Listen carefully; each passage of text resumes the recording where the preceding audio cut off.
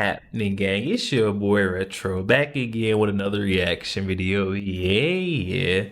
So we got another huge up. I know you guys could probably already tell it is going down just by that title alone. You're definitely going to see this as we have that Fox News The 5 host Jessica Tarlov back at it again today, guys. We're seeing that she is tiptoeing, dancing on that fine line of getting kicked off the network. I'm excited to get into it. So we're not straight into it, guys. Make sure you guys hit that like button, hit that subscribe button. Before we even get into it, you guys hit that like button. Also hit that subscribe button for your boy. And without further ado, let's jump straight into it, folks. Check this out. Hand-waving weirdo Tim Walz is worried sick. He's going to blow it at the debate tomorrow. The VP nominee is apparently fighting off nerves and is terrified he will embarrass his potential future boss after admitting to Kamala that he's a bad debater. CNN reportedly, quote, Walz constantly comes back to how worried he is about letting Harris down. He doesn't want Harris to think she made the wrong choice. But here's one thing he hasn't let Harris down on: his ability to dodge the press. The Atlantic calling out the Minnesota governor's lack of media availability, comparing him to being trapped in a campaign bubble wrap. Just want to let the audience know Greg Gutfeld said something incredibly inappropriate to me before that script. And that was pretty mild. It was pretty normal. Yeah. Well, then you're just a jerk. When you hear him saying he's worried he's going to let her down, how do you see that? It's bullshit. Plain and simple. This is the lamest op I've seen in months. We're supposed to get, they expect us to get giddy and confident that this happy-go-lucky, rural, folksy dude is scared. No, he's not. He's a construct. He's purely manufactured. He's curated with all these comfortable traits. He's going to do great. He's a politician. Vance isn't a politician. Vance is deep. He writes. This guy, you know, he's a poor man's, who's the guy who used to throw the confetti around? Don King. I'll go with Don King. So you're saying he's going to aw shucks his way through the debate? Yeah. This isn't real. This is so painful to actually even address because it's so fake. Well, we're going to be addressing it a lot in the next 48 hours because there's a big debate, Dana. Yes, I'm looking. I don't know. Greg Gutfeld is saying that he thinks Tim Walz is, trying to downplay how he thinks he's going to do on the debate stage, where I don't know, he's a politician, but also you got to think about how he has to cover for Kamala Harris, try not to step on her toes and, undermine what she said, her political stances or her positions that she's flip-flopped on or not.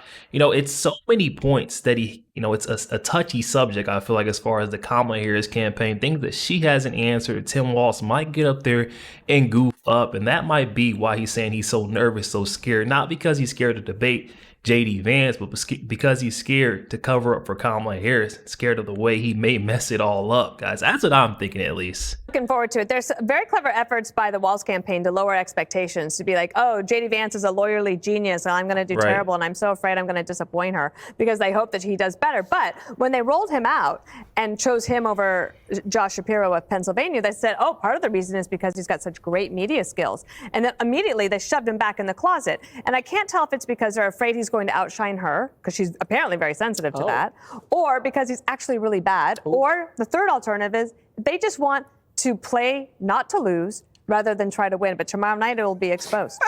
Rip Taylor. Rip Taylor. He's a poor man's Rip Taylor. Look at it. By the way, they want him to be the underdog. That's why they're doing this. I don't even know who Rip Taylor is. You should look him up. You look a lot like him up. You look him up.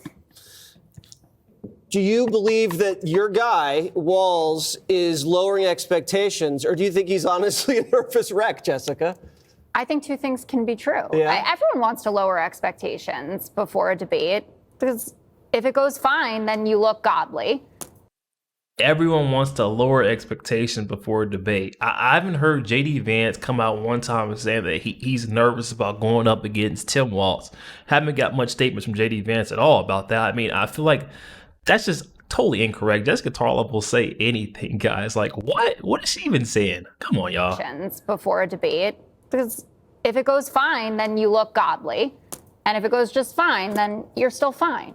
But it was, if the reporting is accurate, one of his concerns or confessions during the vetting process to Harris's team was that he doesn't think he's a great debater. And JD Vance is not, I don't know how to say this nicely. JD Vance comes off awful most of the time, but he is a JD Vance comes off awful if you hate America. JD Vance is straight up America First Patriot. He lays it all out there, lays on the line for the American people. If you don't like what he says, you can't like love America. I mean, I'm just being real. What is he talking about? I don't know how to say this nicely. JD Vance comes off awful most of the time, but he is a very smart guy, and I imagine is a pretty good debater.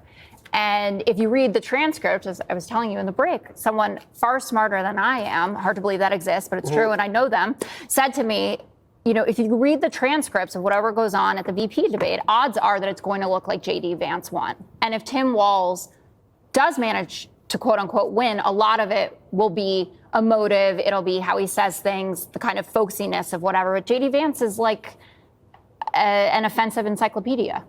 But he's warmed up, and he's been doing a lot of contentious interviews. He's going to be ready to play. Oh, yeah. Oh, yeah. JD Vance is definitely, like I said, he's been on a warpath, destroying all these left-wing, lamestring, lunatic outlets, their reporters. We've all seen it, guys. He's doing ABC. He's doing CNN, MSNBC. I mean, we've seen the list goes on. He's been absolutely heating it up, and that's why they're scared. He's warmed up, and he's been doing a lot of contentious interviews. He's going to be ready to play.